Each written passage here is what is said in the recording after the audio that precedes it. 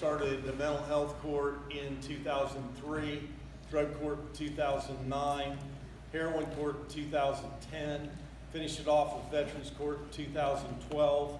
From 12 to 14, ran all 4 of them, so they said I should be probably in mental health court on Wednesday afternoon, trying to do that along with my regular docket. The first thing I want to say is, Jimmy, I want to thank you. Thank you. This is at least my 3rd year with you. Fourth. 4th year? Yeah, Is this the 4th year of having the event, or just my 4th year of being with you? the event. Okay, okay. And this is our marketing is going to help us work on in the future of getting to some of the reentry places that have clients and push more people into your, because you put on a great presentation, so we thank you very much.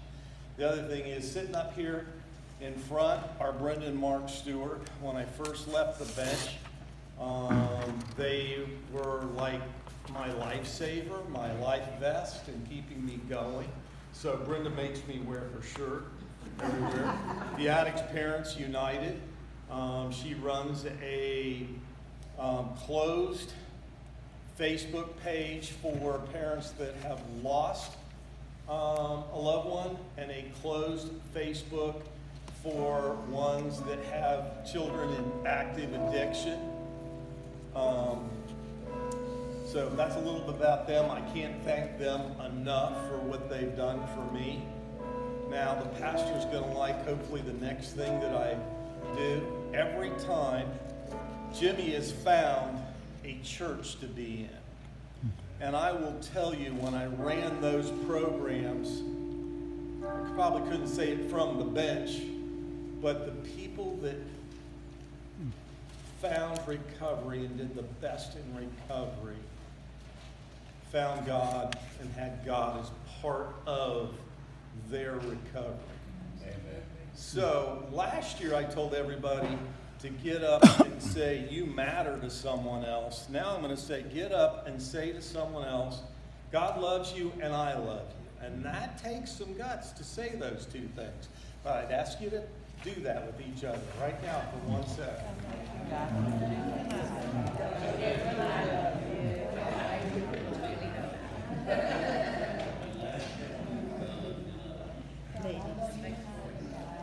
Jimmy, God loves you and I love you. And as they say, Thank you. Does that mean I have to go to church Sunday? you're live. Oh yeah, that's true. And I'm going to talk about, in a minute, I'm going to switch it up this year. I just don't have a young guy that I want to pick on. So I'm going to use you. Come on up. My attorney, come on up. I'll change it up a minute. What do you mean you're not a young guy? What do you think this is? Okay. Just kind of stand in front of me like I'm on the bench, okay? And what's your first? John. Mark. It's John and Mark. We are, I'm going to say in a small county, although we talked, we could name a few judges even in Franklin County that if you had a F4 or 5 possession, it would go about this way. John, are you ready for Mark's sentencing? Yes, Go ahead and speak on his behalf. Your Honor, this is a felony 5 drug abuse. We ask that you impose immediate sentence. Mark, you've really let your family, you've really let society down. I think you need to pay back society, and you need to learn. I'm going to ship you to prison for a year, and I hope when you get out of prison, you pull your life together, and you get it together. 6 months, a year, you're gone. Are we looking county? I have helped with Brenda's son, and he has had a little issue in that county, and we had that kind of problem and some issues. And I talked with John a lot about, I know there are in Franklin County, but I also know from getting around in some of the small counties, the judges are still in that mindset. Now I'm going to change it a little bit more of what I would see if I was a drug court judge or even just a judge with what I want to see in the system. John, go ahead and talk about your client that has this F5 possession. Darren, we asked you to put my client on community control sanctions. He has a drug addiction problem. He'd like to get treatment and get help so he can be a productive member of society. Prior to his problem, he was working. He has families. Mark, I've read your pre-sentence investigation, and I see in it that you've had some multiple traumas in your life. And I'm not going to embarrass you here in the courtroom, but I'm going to place you on community control, and I'm going to send you to Save Our Lives over here and Incorporated. And they are going to work with you, and part of that will be some counseling for the traumas that you've had in your life. And I understand that those traumas have gotten you here today. And so I'm going to see you on a weekly basis, so I'm going to want you to follow through with that. I'll let you guys sit down. And John, if you need to go, that's cool. Thank you, Your Honor. I'm serving my sentence now. Yeah. A judge sent me a thing on that was on Facebook that said something like, "Embrace your mistakes," and he said his wife immediately hugged him. It's just yesterday. You know, the first part about the love and God, what we do and what we have done for hundreds of years is anybody in the judicial system, it's shame and guilt. Shame and guilt. And I said last year at this, my goal is, his goal is to get people out of prison and help them when they're coming out of prison. My goal is to not have them go. I left the bench because I was 70% successful in my heroin court. And I said, there's too many counties that don't have a drug court. And people need the opportunity on that F4, on that F5, to be in a treatment setting, one that talks about trauma-informed care, not shaming and guilting, and helping an individual not go to prison and get help. Now, I call drug court treatment with accountability, because the other side to that is I will say, don't blow smoke up my ass, because if you blow smoke up my ass, you're going out that door versus that door. You guys can figure that out. If I'm sitting here, that's the front door, that's the back door, okay? And a lot of times, I've got one individual, I was in Hilliard about a year ago, and he asked me to come to an event at Hilliard High School, and I was in the crowd, and he goes, "It's the second time Judge Vandacarr put me in jail, but I finally got that one, he cared, but two, he was serious." And a lot of times that happens in a drug court setting. You know, and maybe some of you aren't familiar, but basically what a drug court setting is, you plead guilty, you are sentenced. In Franklin County, we took those F4s and 5s and put them down to an M1. So that was your first carrot. Your second carrot was, if you complete our program at the end of 2 years, that plea was vacated, that charge was dismissed, therefore what we call sealed. The technical word is sealed versus expungement that you put on your program, because everybody knows it is expungement, but it's really sealing your record is what it is. So we set it up to where you would at least not have that charge. I'm not naive that you might have something else on your record, but you wouldn't have that charge. And it's a great thing that you have the state public defenders here helping on that. And then once you pled in front of the drug court judge, you had to come back and see them every week. But as you know, and I'm sure there's a few people in the room that have been through a similar process, is if you've been using, if you have a substance use disorder, if you've been using for a number of years, you've been told you are less than. So drug court is keeping you accountable, and I can tell you you're going out the back door, but the other thing is, how long have you been clean, sir? Just make something up. 18. 18 days, 18 months, okay? In our program, it'd be 18 days, because he'd almost be done with the program if he's 18 months clean. But say it's just 18 days.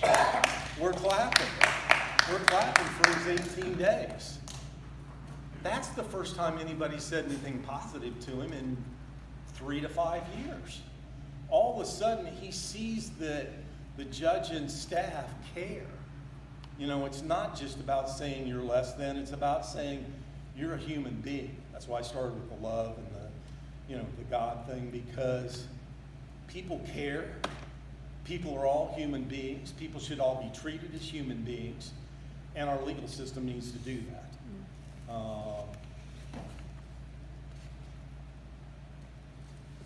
You would come see me on a weekly basis. You would go to intensive outpatient treatment. In my day, you had to do 90 and 90 AA meetings in 90 days. Some of the standards have slipped to, and I'll say slipped to, not to overwhelm the person to 30 and 30 and not do 90 and 90.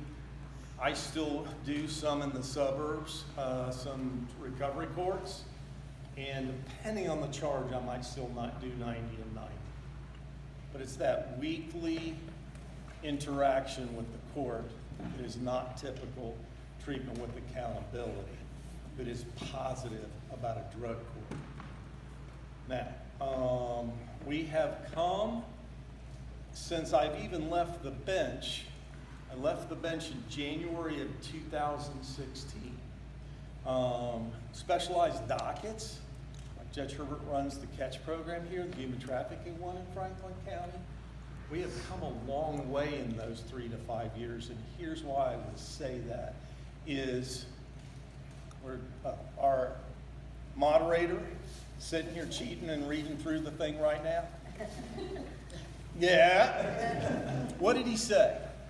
What did he say? Same thing's on reentry, but the same thing's true with court. If I'm homeless, if I don't have a job, and I don't have transportation, how successful am I going to be in treatment? Not very successful. So programs have gotten a lot better. Specialized dockets have got a lot better, and they continue to evolve to add those components. Trying to have someone that can help get them jobs, have someone that can help get them transportation. Housing has to come first. The public defender was sitting here, he left, John, and we were talking beforehand, and he said, you know, if I get out of prison and the one place that says, here, I got a place for you is the crack house, and nobody else is giving them a bed to sleep on, what's the likelihood that coming right out of prison, the person's going to get back into that lifestyle? So we continue to with specialized dockets. And I say specialized dockets because we have, like I said, in this county, a mental health, drugs, heroin itself, or opiate specific. We continue to try to specialize and help individuals in need. And I think that's important. I'm a little nervous. I'm a white Caucasian male. Come up here with me for a minute. Without question,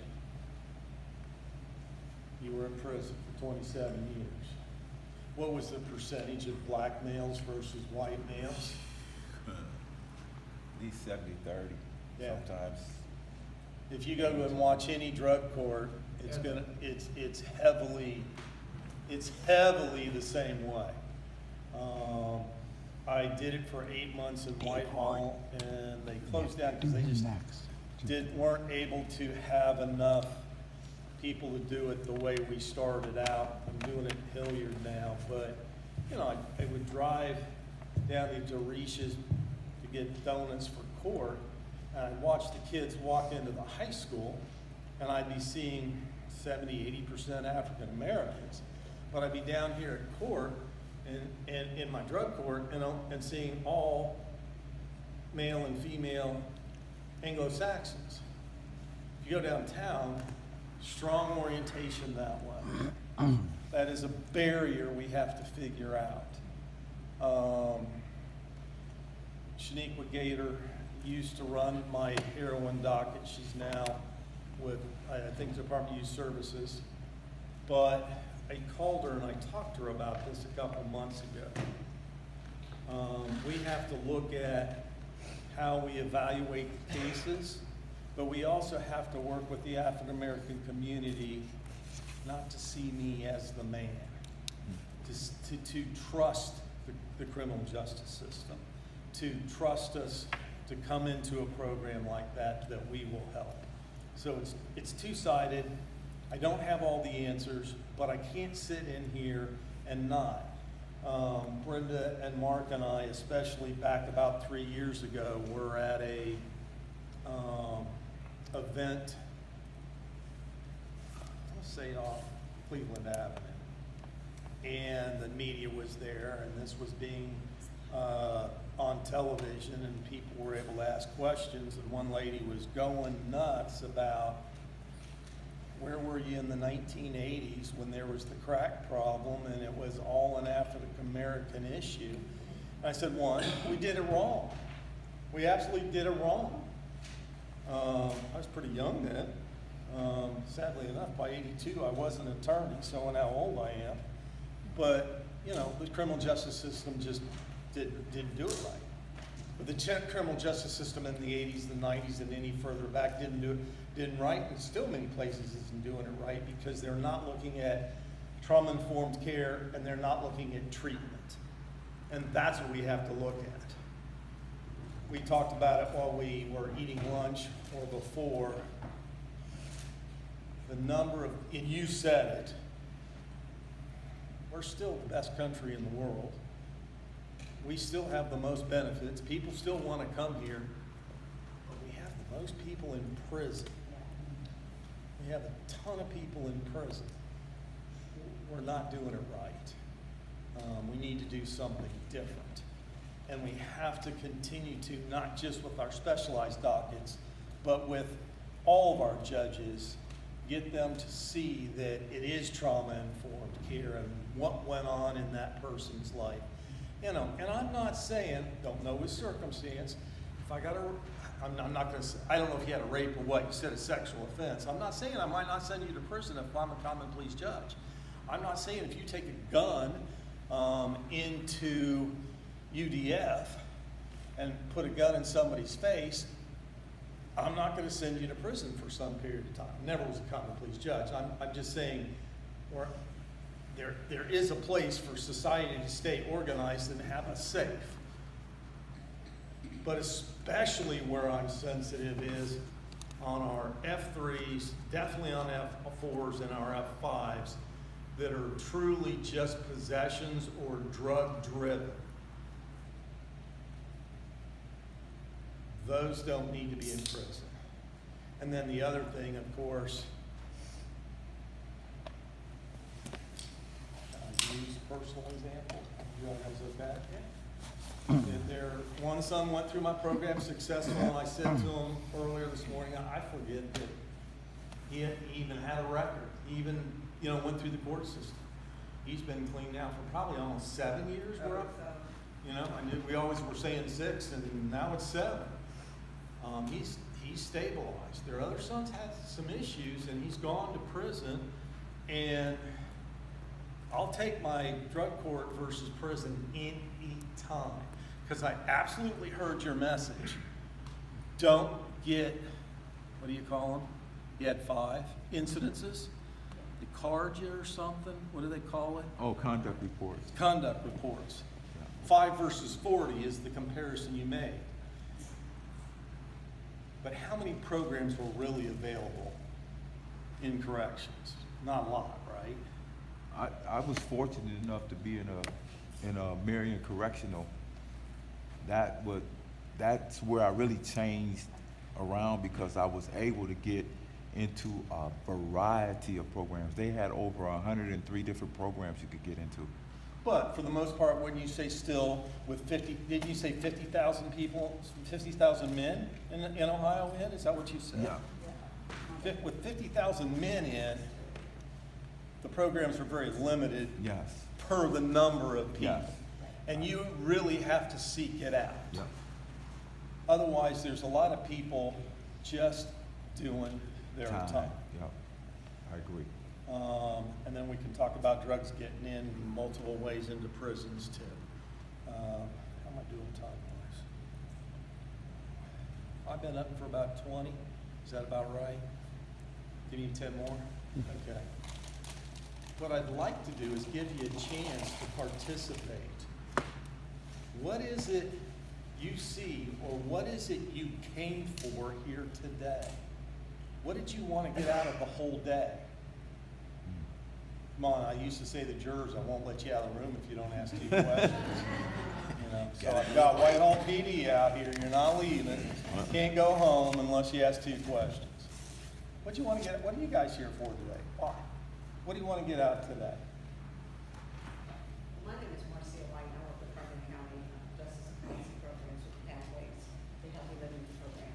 And I wanted the ladies that I work with to capture and hear information of encouragement, of second chances, and possibilities that are in store for them. And I would love for them to have an opportunity to become involved, to be at the table, to have a voice about what reform and fair treatment looks like. Wow. These are 2, the other ones have to leave. And I want to be careful and not step on your toes. Is it okay if I talk to you? What are you looking for?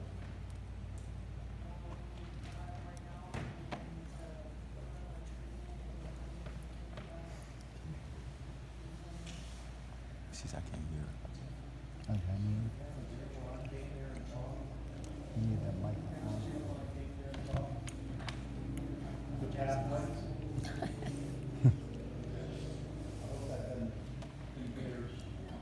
But we have to be open, we have There's to be water in and I don't there. want to step on your There's toes. water in I the may kitchen do and maybe table. kind of recognize, Yeah, but it's in the refrigerator part, probably. Water. I'm not in treatment, but I even wonder about, when you call it Alcoholics Anonymous, if we don't need to look at that mindset. Sorry. I don't know if we need to look at that mindset, because the only way to my mind, that we're gonna change things is to get rid of shame and guilt. Stigma. Your stigma. Thank you. And the other thing too is, that's why, exactly why I said what I said. I don't have a stigma of saying where I was at and what happened in my life. You know, like when I said I was a sex offender. Well, the reality is I have to say that because I give these people now opportunity to decide whether or not they want to deal with it. But at the same time, it's not holding me back. I'm not letting it hold me back anymore. I used to walk around like this. I don't walk around like that anymore. That's not holding me back anymore. Go for it. So I jumped into what I do now, but I am a peer supporter, which means I walk the path that they're on right now as a person in recovery. 40-hour course? Is that right? Yes, You do that? yes, sir. Okay. I'm trying to make sure myself, Yes, sir. because I'm trying to encourage. I know, like, I talked about the opiate, now it's hard under Judge Thomas, and she's hiring Yes. peer support people. And, you know, that is something I want to see more courts do, and we've talked about in my recovery court, is have a peer support person. And I was checking myself on the 40 hours. Yes. And then 2, I want the room to hear that, because somebody can take a 40-hour course and then do what you're doing and help other people. Go ahead. And you make a pretty good living at doing that as well. So I left my You're doing that too? other full-time job to do this full-time. But I'm a survivor of domestic violence, which introduced me to my alcohol and drug addiction. I shot and killed my husband And so as a result of that trauma, which I've heard you in say 1983, multiple times. it was, in 1983, we didn't know trauma or been trauma informed, or that my addiction that was a result of living through the abuse. So who would have known that 30 years later, that would be the platform that God has used me to serve from. So I love the work that I do with my friends because if it was possible for me, and I have raised 3 healthy, happy, whole human beings as a result of even the death of their father, the addiction, and all the trauma that they experienced as children. They're healthy, happy, whole human beings. So I know that with the right supports in place, it is possible for everybody. And so I count it a privilege, really, to serve. So that's why I to come today. So every time anything is for them, is for me too. Right. So I should have led off with what provokes me to do this Oh, you work. slipped there a little bit. You said I should. You just beat yourself up. I just want them to know I'm okay with sharing my story, and I have Right. over and over and And over. that's why I wanted to be careful, because as soon as you Because said where you're from, I knew where I had Yeah. seen her before. Yes. You said you're a peer support person as well? I'm interested in the 40-hour course because I do the DSP work right now, and I want to help drug and alcohol individuals. Okay. See, and like one of the guys that went through my program for a while was the peer support person at Mount Carmel on West Broad in their ER. So if somebody came in and was overdosing, he would talk to them about getting into treatment. That is a huge step, because in 2015, I show my age, 2015, I was filmed for 60 Minutes, and then again in 2016, and it ran in 16, and we were preparing for him to come, and I had about this many people in the courtroom, and I said, how many have gone to an emergency room? Now they call them EDs, emergency departments, aren't we fancy? And there were 13 that had overdosed and gone to an ER. Only one back then in 2015 had been given any information about treatment. The others were given no information. I can almost guarantee you go into any emergency room in Franklin County now, and you're going to have somebody from the REACT team from Southeast Mental Health standing there talking to you before you get out of the hospital.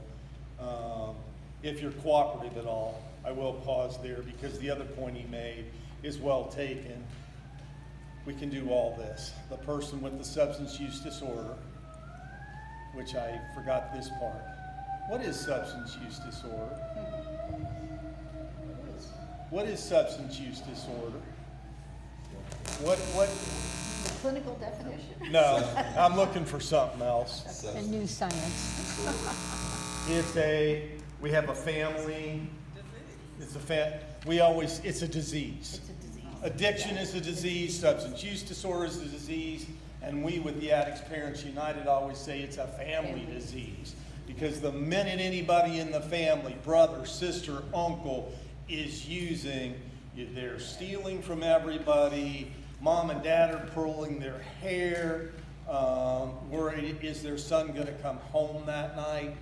My girlfriend has one that's been in and out of active addiction for 10 years, and she lost one 4 years ago. I've seen both. I've been at the funeral. The wave effect of that to the family disease, but it is a disease. So everybody, what is substance use disorder? A disease. Because that again goes back to use the word stigma. Most judges, probably a majority still, are probably not buying that it's a disease. That It's- was my question was. It's a choice.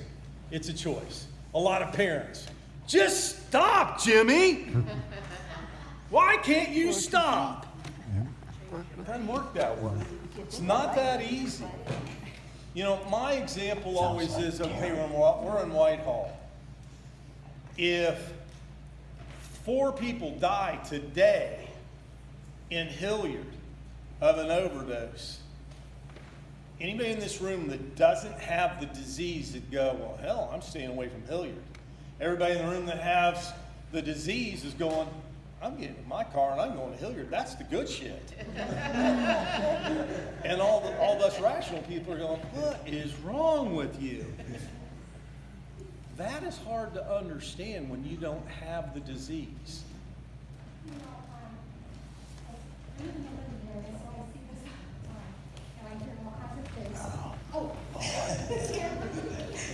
I live in the London area and I see this all the time. And I have lost good friends to drug addiction. And one of my best friends from high school, son, just died a year ago this month due to heroin overdose. But he was addicted because when he was a teenager, he had to have surgery. And they gave him Percocet. And he was in so much pain, they just kept giving it to him and giving it to him. And one day they stopped. Well, he was addicted to the Percocet. And people don't understand addiction is not a want. I can't get into all the medical terms and stuff. However, your body actually, whatever drug of choice, your body becomes used to that, your brain chemicals change and stuff for that, and it's not you wanting it. Is not craving is part of it, the addiction, but your body, literally your mind, the chemicals in your brain have to have that substance to be able to